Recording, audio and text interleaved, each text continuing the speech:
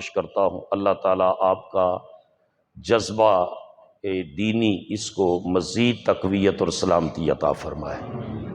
امام علی مقام کے ذکر کی مجلس میں یہ چونکہ پاکوں کا ذکر ہے اور اللہ کا اپنا وعدہ ہے کہ میں نے ان کو پاک کر دیا ہے اور ہر قسم کے نجس کو، پالیدی کو، جس کا امکان ہو سکتا ہے اس سے ان کو محفوظ رکھا ہے اور ان کو پاک کر دیا ہے، تو وہ خود بھی پاک ہیں، ان کا ذکر بھی پاک ہے، اور جو یہ ذکر کرتا اور سنتا ہے اللہ اس کو بھی پاک فرما دیتا ہے۔ شرق سے لے کر غرب تک دنیا میں امام علی مقام کا ذکر ہو رہا ہے۔ صرف مسلمان ہی نہیں کرتے، غیر مسلم بھی اعتراف حقیقت کرتے ہیں کہ اس وقت پوری دنیا کے اندر جو آزادی کی تحریکیں ہیں، جو سیلف ڈٹرمنیشن، حق خود ارادیت کی تحریکیں ہیں، جو غیرت کی آواز ہے، جو جرأت کی آواز ہے، جو حق کی آواز ہے، اس کو جو انسپائریشن مل رہی ہے، جوش مل رہا ہے، جذبہ مل رہا ہے، بیک اپ مل رہا ہے، تقویت مل رہی ہے، وہ امام حسین کے کردار سے نصیب ہو رہی ہے۔ اگر سیدنا امام علی مقام کا یہ کردار نہ ہوتا تو آج 10 سال کا بچہ کشمیر، مقبوضہ کشمیر کا ہندو جبر کے سامنے سینہ تان کے نہ کھڑا ہوتا۔ وہ اگر وہاں کھڑا ہے تو اس کو جو غیرت مل رہی ہے وہ حسین ابن علی کے کردار سے مل رہی ہے۔ بلکہ علامہ اقبال نے تو یہاں تک لکھا تھا کہ سرخ رو عشق غیور از خون او، شوخی ای مصرع از مضمون او۔ اقبال کہتا ہے غیرت مند عشق اور غیرت مند خون میں جو سرخی آئی ہے وہ حسین کے خون کے صدقے آئی ہے۔ اگر امام حسین کا خون نہ گرتا تو پھر وہ غیرت مند عشق اور غیرت مند خون میں وہ جمال اور وہ خوبصورتی اور رعنائی پیدا نہ ہوتی۔ وہ کہتا ہے شوخی ای مصرع از مضمون ہوں، میرے کلام میں جو خوبصورتی آئی ہے وہ بھی حسین ابن علی کے ذکر سے آئی ہے۔ یہ جب 10 محرم، یہ 10 تک جو دن ہوتے ہیں نا، بدقسمتی سے اس میں تمام مسالک کے لوگ واقعہ کربلا کے سوداگر بن جاتے ہیں اور خون حسین کے تاجر بن جاتے ہیں، جبکہ یہ تو ایک کردار ہے۔ جتنی ان کی جرت، جتنی ان کی استقامت، جتنی ان کی عزیمت، اس کو بیان کیا جائے۔ کس کا دل نہیں چاہتا کہ وہ ہر وقت گنبد خضرا کی زیارت کرے یا مسجد نبوی جس کی نمازوں کو ملٹی پلائی کرتے چلے جائیں وہاں نمازیں پڑھے؟ لیکن حسین ابن علی نے بتا دیا کہ نمازیں اور سجدے یہ ساری چیزیں اس وقت تک قائم ہیں جب تک دین کی غیرت قائم ہے۔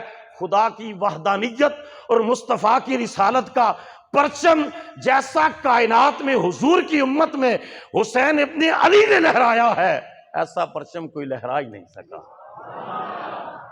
اقبال فرماتے تا قیامت قطع استبداد کرد، موجے خون او چمن ایجاد کرد۔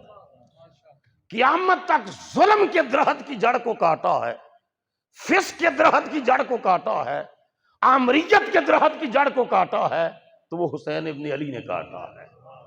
موجے او چمن ایجاد، موجے خون او چمن ایجاد کرد۔ مصطفیٰ کریم کا جو گلشن ہے نا، اس گلشن کو جو جس طرح ہمارے ہاں پودوں کو پانی دیتے ہیں نا، تو اقبال کہتا ہے وہاں جو پانی گیا ہے وہ حسین کے خون کی صورت میں گیا ہے، اور امام حسین کے خون نے گلشن محمدی کو نئی بہار عطا کی۔ صرف اپنے ہی نہیں ہیں، جو بھی حق کی بات ہے، وہ عربی زبان میں کہتے ہیں کہ بہت سی عورتیں ایسی ہیں کہ جن کے حسن کی تعریف ان کی سوکنوں نے بھی کی، اور فضیلت تو وہی ہے کہ جس کی گواہی دشمن بھی دے۔ میں پڑھ رہا تھا ایک ساحر پرکاش، ایک ہندو ہے، اس نے بھی لکھا، اس نے کہا ہے حق و صداقت میرا مسلک ساحر، ہندو بھی ہوں شبیر کا شدائی بھی، کہا ہندو بھی ہوں شبیر کا شدائی بھی۔ اور 1918 میں دلو رام کوسری نے خراج عقیدت پیش کیا، اس نے کہا قرآن اور حسین برابر ہیں شان میں، دونوں کا رتبہ ایک ہے دونوں جہان میں. قرآن کلام پاک شبیر نور ہے، دونوں کا دو جہاں میں یکساں ظہور ہے. اور جوش ملی آبادی نے تو حد کر دی یہ کہہ کر، اس نے کہا کیا صرف مسلمان کے پیارے ہیں حسین؟ چرخے نوع بشر کے تارے ہیں حسین. انسان کو بیدار تو ہو لینے دو، ہر قوم پکارے گی ہمارے ہیں حسین. میں نے جب نیلسن منڈیلا کا انٹرویو پڑھا تو مجھے جوش کا یہ جملہ ذہن میں آیا. نیلسن منڈیلا نے 28 سال جیل کی کوٹھڑی میں گزارے. ایک کشمیری فریڈم جو لیڈر ہے شبیر شاہ، اس کو ضمیر کے قیدی کا خطاب ملا، اور اس طرح اس افریقی لیڈر کو نیلسن منڈیلا کو ضمیر کے قیدی کا خطاب ملا کہ اپنی کاز کے لیے، اپنی آبجیکٹو کے لیے، اپنے نصب العین کے لیے 28 سال جیل کی کوٹھڑی میں گزار دیے. جب رہا ہوا تو جرنلسٹ نے پوچھا، اس نے پوچھا 28 سال پسے دیوار زندہ تمہاری ہمت نہیں ٹوٹی؟ تمہارے جذبے سرد نہیں ہوئے؟ تمہارا حوصلہ جو ہے وہ کم نہیں ہوا؟ اس نے کہا کئی بار میری ہمت ٹوٹی، جذبہ سرد ہوا، لیکن جب بھی میں کمپرومائز کرنے یا ڈیل کرنے کے قریب آتا، حسین کا کردار سامنے آتا اور مجھے نئی جرأت عطا کر دیتا، مجھے نئی غیرت عطا کرتا، مجھے نیا شعور عطا کرتا. میں نے کہا کہ اقتدار والے، ان پر دنیا ذلت اور لعنت بھیجتی ہے، اور نیزے پر قرآن پڑھنے والے کو دنیا سلام میں محبت پیش کرتی ہے. تو اس نے کہا دنیا کو بیدار تو لینے دو. یہ افریقہ کیا، یہ امریکہ کیا، یہ شرق کیا، یہ غرب کیا، ہر قوم پکارے گی ہمارے ہیں حسین. اب امریکہ میں وہ جب ایجوکیشن کو اپریشیٹ کرتے ہیں، جو ایجوکیشنل ایکٹیویٹیز کو یا نئی ریسرچ کو، سائنٹیفک اور ٹیکنالوجیکل ریولوشن کے نتیجے میں جو نئی چیزیں ہیں ان کو وہ آن کرتے ہیں، اپریشیٹ کرتے ہیں، تو وہ انہوں نے ایک جملہ بولا اور میں نے کہا یہ ایگزیکٹ، یہ تو ایک مثال ہے، 20 مثالیں ایسی ہیں کہ جو جملے وہ بولتے ہیں ان کا وجود یا قرآن حکیم میں ہوتا ہے یا سنت نبوی میں پہلے موجود ہوتا ہے. انہوں نے کہا the ink of pen of scholar is more precious than the blood of martyr. وہ اپنے اعتبار سے کہ جی جو اپنے ملک کے لیے قربانی دے رہا ہے نا، اس کا خون جو ہے وہ اسکالر کی جو پین کی انک ہے وہ اس سے زیادہ قیمتی ہے. تو ہمارے نبی پاک علیہ الصلوۃ والسلام کا یہ ارشاد پاک موجود ہے. اور امام راضی نے شہید کی تعریف یہ کی ہے کہ شہید الذی یشہد بصحۃ دین اللہ تعالی تارۃ بالحجۃ والبیان واخری بالسیف والسنان، کہ شہید وہ ہے جو کبھی قوت استدلال سے، اپنی تقریر سے، اپنے دلائل کی طاقت سے اللہ کے وجود کی گواہیاں دیتا ہوا دنیا سے چلا جاتا ہے، میرا رب اس کو مقام شہادت عطا فرماتا ہے. اور فرمایا قیامت کے دن جب عالم کے قلم کی سیاہی اور شہید کے خون کو تولا جائے گا تو عالم کے قلم کی سیاہی زیادہ قیمتی اللہ کی بارگاہ میں گردانی جائے گی، کیونکہ ایک تلوار لگی تو شہید ہو گیا. یہاں تو کشتگانے خنجر تسلیم را، ہر رات عشق الہی کی تلوار سے، تسلیم و رضا کی تلوار سے وہ خود کو ذبح کرتے ہیں.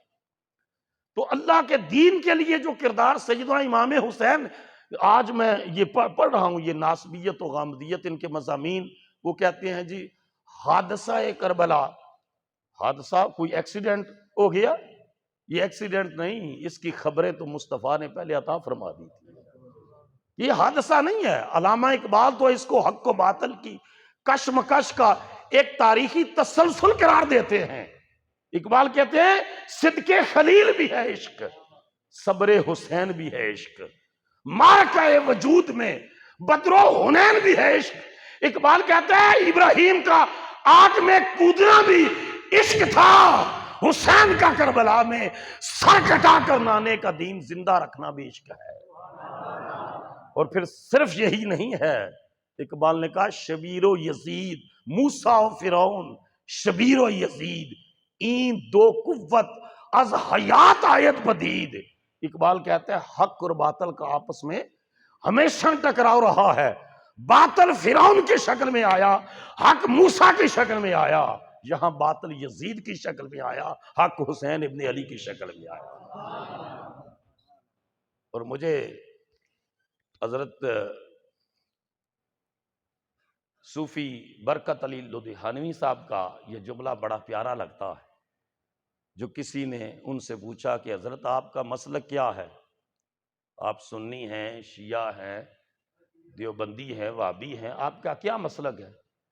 تو آپ نے ارشاد فرمایا کہ واقعہ کربلا کے بعد باقی مسلک ختم ہو گئے، بس دو ہی مسلک رہ گئے، یا کوئی حسینی ہے یا یزیدی ہے۔ آپ نے فرمایا میں تو حسینی ہوں، جو امام حسین کے قدموں کی خاک کو اپنی آنکھوں کا سرما سمجھتا ہوں۔ تو جو آج بھی ان کے سے محبت کرتا ہے، ان کے کردار کو اپناتا ہے، وہ آج بھی کربلا میں حسینی لشکر کا حصہ ہے۔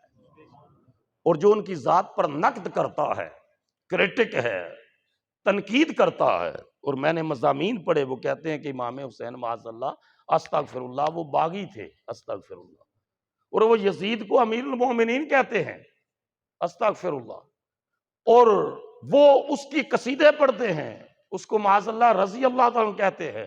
ہم تو کہتے ہیں کائنات کی ساری لعنتیں یزید کے اوپر ہیں، اور کائنات کی ساری رحمتیں اور برکتیں حسین ابن علی اور آپ کے خاندان پر ہیں۔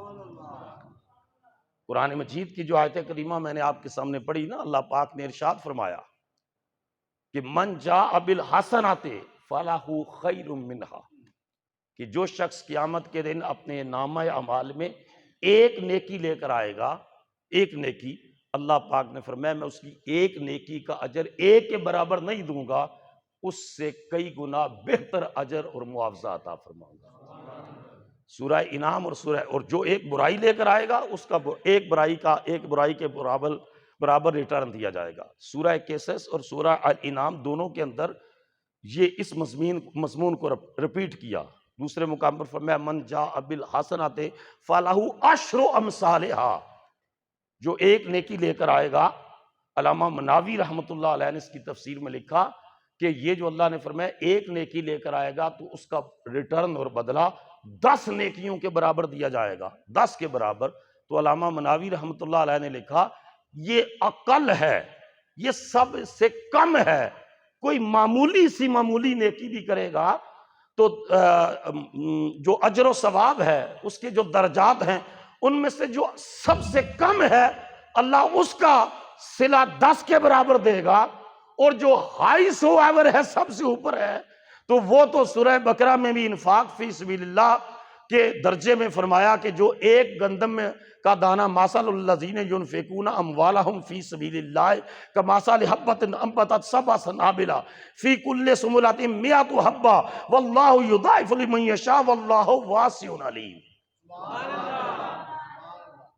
کہ فرمایا تم اپنا روزانہ دیکھتے ہو ایک گندم کا دانہ اس طرح پھینکتا ہے، اللہ فرماتا ہے اس دانے سے میں بالیاں اگاتا ہوں اور 7 اور ایک میں 100 دانہ لگاتا ہوں، تو فرمایا جو ایک دانہ کسان پھینکتا ہے تو ایک دانے سے میں رب 700 دانے پیدا کرتا ہوں۔ یہ مثال پتہ ہے کن کے لیے بیان کی؟ فرمایا ان کے لیے جو اپنا مال اللہ کی راہ میں خرچ کرتے ہیں، اللہ کی راہ میں خرچ، ان کے لیے مثال بیان۔ اور یہاں آگے فرمایا 700 تک کا، آگے فرمایا اللہ جس کے لیے چاہتا ہے اس سے بڑھا بھی دیتا ہے، وہ وسعت والا بھی ہے، وہ علم والا بھی ہے۔ تو یہ آیت میں نے اس وجہ سے پڑھی کہ سیدنا علی شیر خدا کرم اللہ وجہ الکریم نے اپنے ایک شاگرد سے پوچھا، ابو عبداللہ اس کا نام تھا، پوچھا کہ جانتے ہو اس آیت کی تفسیر کیا ہے؟ من جاء بالحسنۃ فلہ خیر منہا، کہ جو ایک نیکی لے کر آئے گا اس کی نیکی کا اجر اس سے بہتر دیا جائے گا۔ تو جانتے ہو یہ حسنہ کیا ہے، اور جانتے ہو یہ اس کا ریٹرن خیر کیا ہے؟ اس نے کہا حضور میں نے کیا جاننا ہے، آپ باب مدینہ العلم ہیں، علم مصطفیٰ کا جو شہر ہے مدینہ ہے، اس کے دروازے تو آپ ہیں، آپ ہی ارشاد فرما دیں۔ آپ نے فرمایا سنو، پھر اس کی ایک تفسیر یہ ہے کہ من جاء بالحسنۃ، جو قیامت کے دن حسنہ لے کر آئے گا اس کو خیر نصیب ہوگی۔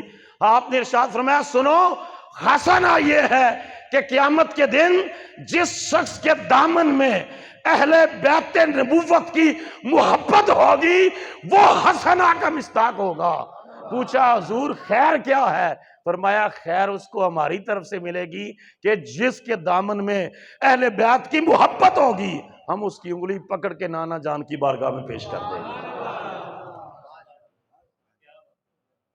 کہ یہ حسنہ صرف نماز ہی نہیں ہے، یہ صرف سجدہ ہی نہیں ہے۔ کربلا میں امام حسین نے بھی فجر کی نماز پڑھائی تھی، امامت فرمائی تھی، اور دوسری طرف 22,000 کے لشکر کا جو سربراہ تھا عمر بن سعد، اس نے بھی نماز پڑھائی تھی۔ نمازوں میں تو فرق کوئی نہیں تھا، ادھر بھی فجر کی نماز با جماعت ہوئی تھی، ادھر بھی با جماعت ہوئی تھی۔ یہ معاملہ نہیں ہے خالی یہ صرف کہ آپ کہیں جی بہت زیادہ کثرت سے حج کر لیے جائیں، نمازیں پڑھ لی جائیں اور بہت ساری تسبیح پھیر لی جائے، عبادت، اگرچہ یہ چیزیں بہت ضروری ہیں، لیکن بنیادی چیز کیا ہے؟ بنیادی چیز ہے ایمان اور عقیدہ، اس کے بعد عمل صالح آتا ہے، اس کے بعد عمل صالح آتا ہے۔ یہ 22,000 کے لشکر کا جو لیڈر ہے عمر بن سعد ہے۔ اس کا باپ کون تھا؟ فاتح ایران تھے حضرت سعد بن ابی وقاص رضی اللہ تعالیٰ عنہ۔ اعلیٰ حضرت نے لکھا ہے خبیث ابن طیب، پاک کا پلید بیٹا، کہ باپ تو فاتح ایران ہے اور بیٹا اتنا خبیث الفطرت ہے کہ وہ امام علی مقام کے سامنے فوج کا کمانڈر ان چیف بن کے کھڑا ہے، تو خدا سے نماز پڑھ کے جب بھی مانگو خدا کا فضل مانگو اور مانگو اللہ مجھے شقاوت سے بچا کر سعادت کی زندگی عطا فرما، کیونکہ جب انسان پر شقاوت غالب آتی ہے تو پھر دنیا کی دولت، دنیا کے عہدے، دنیا کے منصب، دنیا کی حرص، دنیا کا طمع، دنیا کی لالچ اس کو اس طرح اندھا کر دیتی ہے کہ نواسہ رسول سامنے کھڑا ہے، انہیں سمجھ نہیں آتی کہ ہم نے ادھر جانا ہے یا ادھر جانا ہے۔ اس 22,000 کے لشکر میں سے ایک شخص ہے جو کبھی عمر بن سعد اور شمر کو دیکھتا ہے اور کبھی حسین ابن علی کو دیکھتا ہے، وہ ہے حر بن یزید الریاحی۔ اس نے کیا نماز کا کوئی طریقہ بدلا تھا؟ اس نے کوئی قبلہ بدلا تھا؟ پہلے بھی نماز پڑھتا، نہ قبلہ بدلا، نہ نماز کا طریقہ بدلا، نہ کوئی الفاظ بدلے، اس نے صرف یہ کیا کہ اپنا امام بدلا، اپنا امام بدلا۔ اس نے کہ 3 دن پہلے مذاکرات کرنے کے لیے آیا، مذاکرات کرنے کے لیے، تو مذاکرات کے دوران نماز کا وقت ہو گیا، امام حسین نے کہا یہیں مذاکرات روکتے ہیں، نماز پڑھتے ہیں۔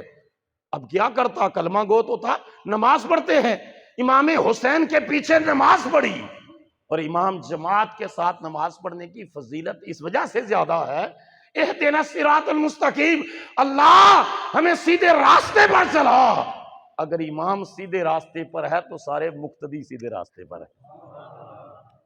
جن کا امام غوث العظم ہو، جن کے امام خواجہ غریب نواز ہوں، جنہوں نے نمازیں پڑھی بابا فرید الدین مسعود گنج شکر کے پیچھے، جب وہ پڑھتے ہوں گے یا اللہ ہمیں سیدھی راہ پر چلا، سیدھا راستہ دکھا، تو آپ اندازہ کیجئے اس سلسلے کے تمام لوگوں کو اللہ پاک راہ راست کا نور عطا فرما دیتا ہے۔ تو اس نے نہ نماز کا طریقہ بدلا، نہ نماز کے الفاظ بدلے، نہ اس نے عبادت کی کوئی جہت بدلی، نہ قبلہ بدلا، کچھ بھی نہیں بدلا، اس نے صرف اپنا امام بدلا۔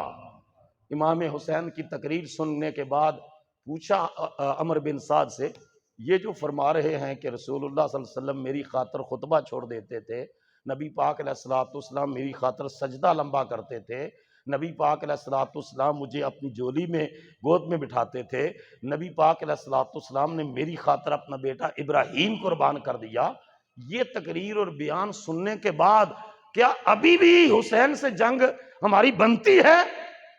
تو عمر بن سعد انہوں نے کہا ہاں، کیونکہ یزید کا پیچھے سے آرڈر ہے اور اس جنگ کو جیتنے کے نتیجے میں بہت سی مراعات ہیں، دولت ہے، بڑے بڑے مناصب وہ دیے جائیں گے، اس وقت وہ غیرت مند انسان جس کو خدا نے چن لیا اس نماز کے نتیجے میں، جس نے امام بدلا، اس نے کہا تمہارے یزید اور یزید کے تخت پر لعنت ہو، تمہاری نگاہ یزید کا حکم دیکھ رہی ہے اور میری نگاہ حسین کی پیشانی میں محمد کا نور دیکھ رہی ہے۔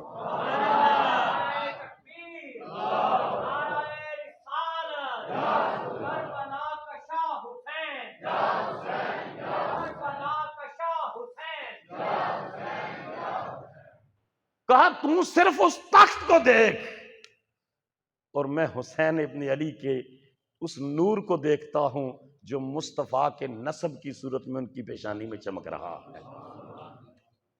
تو اس سے پتا چلتا ہے کہ اے جڑی گل ہے نا جی اے دے پیچھے بھی نماز پڑھ لو، او دے پیچھے جتھے لبے جی اسی پڑھ لینے ہاں، نہیں امام چنگا ہوئے تے تاں ہی نماز سرے لگ دی ہے۔ اگر نہ عبداللہ بن ابئی خطبہ جمعہ میں آتا تو گزرا، جس آدمی کو پینچا گیری کا شوق ہوتا ہے نا، اٹھ کر کہتا مجمع میں، اے دیہاتوں سے آنے والوں، دور دراز سے آنے والوں، یہ محمد صلی اللہ علیہ وسلم اللہ کے رسول ہے، ان کا خطاب ذرا غور سے سنا کرو۔ تو یہ پینچا گیری کرتا۔ حضور تو بڑے کریم تھے، ایک دن سیدنا فاروق اعظم نے جا کے گردن سے پکڑ لیا، آپ نے فرمایا خبیثہ ہم تو غور سے سنتے ہیں، تم بھی غور سے سنا کر تو نہیں غور سے سنتا، اور ہم تو بڑے غور سے سنتے ہیں، ہمارے دلوں میں اترتے ہیں حضور کے ارشادات مبارک۔ لیکن اس بد نصیب کو پیچھے نمازیں پڑھ کے وہ چیزیں نصیب نہ ہو سکی، کیونکہ دل میں نفاق تھا، بغض تھا۔